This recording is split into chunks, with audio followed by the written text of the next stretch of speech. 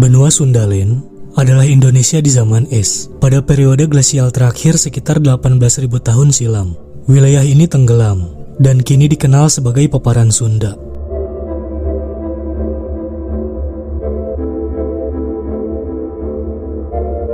Penamaannya mirip dengan salah satu suku di Indonesia, yakni suku Sunda, yang menghuni sebagian besar wilayah Jawa Barat dan sekitarnya. Lantas, apakah ada hubungannya? Dalam ilmu kebumian, istilah Sunda telah dikenal secara internasional.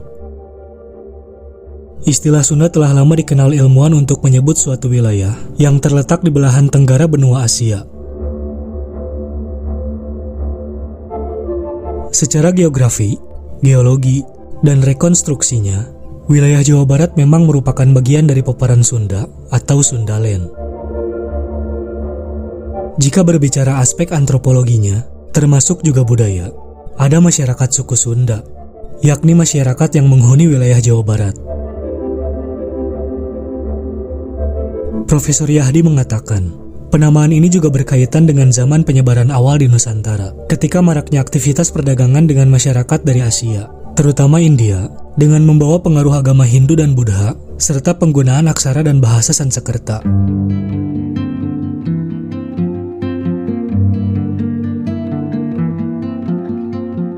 Saat itu, sekitar tahun 1200 sampai 1300-an, di Indonesia berkembang kerajaan-kerajaan yang menggunakan bahasa Sanskerta, serta agama Hindu dan Buddha telah menyebar. Hingga kini, dalam ilmu geografi, istilah Sunda Island sebagai nama kepulauan jauh lebih dikenal daripada istilah Indonesia Island.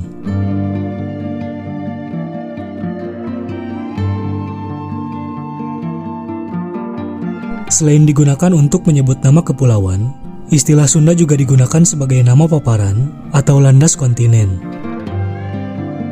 Wilayah Indonesia sendiri memiliki dua paparan, yakni paparan Sunda di sebelah barat dan paparan Sahul atau Arafuru di sebelah timur. Ada pula istilah Sunda Island Arch atau busur kepulauan Sunda atau rantai gunung api yang menyusun dan terbentuk menyerupai busur, memanjang dari wilayah Sumatera hingga timur. Palung Sunda, Sunda Fault, atau jenis pelipatan tektonik yang khas di perairan Natuna.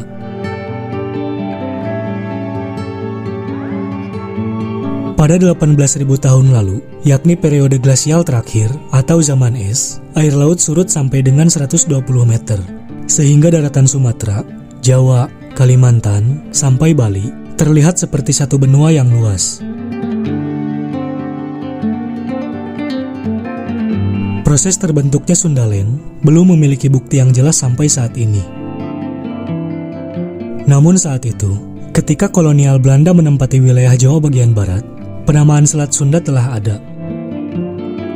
Maka, untuk menamai daratan yang muncul di zaman es, meniru kata Sunda, jadilah Sunda Self dan Sundaland. Pendapat di atas disampaikan oleh Profesor Yahdi Zaim, seorang ahli paleontologi ITB.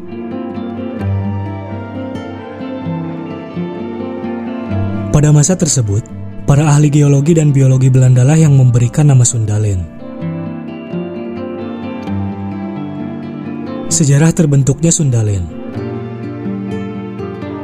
Terbentuknya Sundaland tak bisa lepas dari teori konsep tektonik yang terjadi. Hingga kini, perkembangan dataran Sundaland di wilayah Indonesia memiliki banyak konsep tektonik.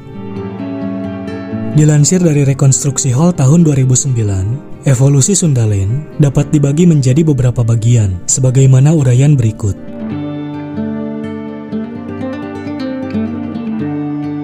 Jurassik akhir, sekitar 150 juta tahun yang lalu. Pada masa Jurassik akhir, blok Banda sebelumnya pernah tergabung dalam Gondwana, kemudian terpisah dan menjauh dari Sulaspur. Hal tersebut terjadi karena proses pemekaran atau spreading blok Argo terpisah.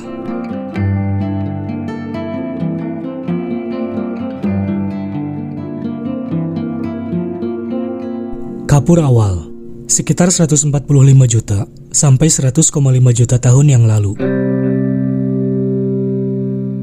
India mulai terpisah dari Australia dan Papua yang masih bergabung dengan Antartika. Xenotethis mengalami pemekaran dan memiliki orientasi rata-rata barat laut tenggara. Kita dapat memperhatikan peta wilayah untuk melihat Sundaland dan sekitarnya. Pada sekitar awal 25 juta tahun kemudian, India terpisah dari Australia. Blok Argo mulai mendekati Sundaland, dan Xenotethis mengalami pemekaran yang berarah northwest-southeast berhenti.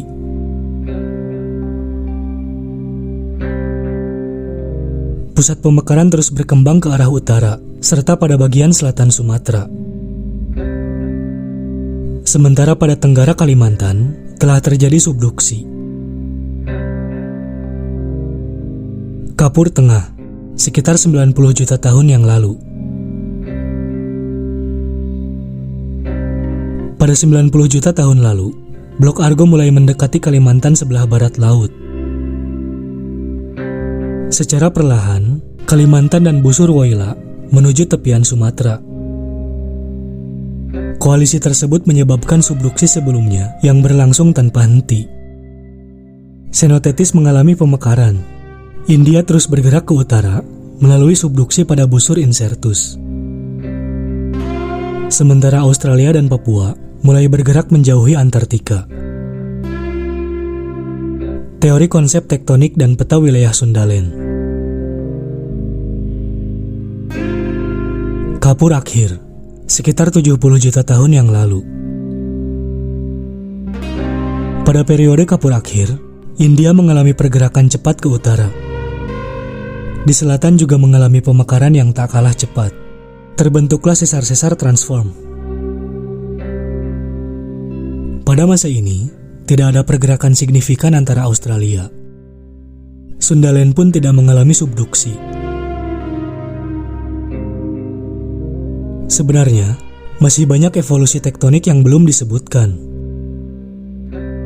Namun dari semua itu dapat disimpulkan bahwa terbentuknya Sundaland karena gabungan sisa-sisa fragmen dari benua Gondwana yang terpecah akibat spreading. Selain itu, fragmen benua Gondwana bergerak dan terjadi subduksi di selatan Eurasia. Kemudian, kolision benua Eurasia mengakibatkan lempeng India mengalami sesar-sesar dan rotasi yang berlawanan dengan arah jarum jam.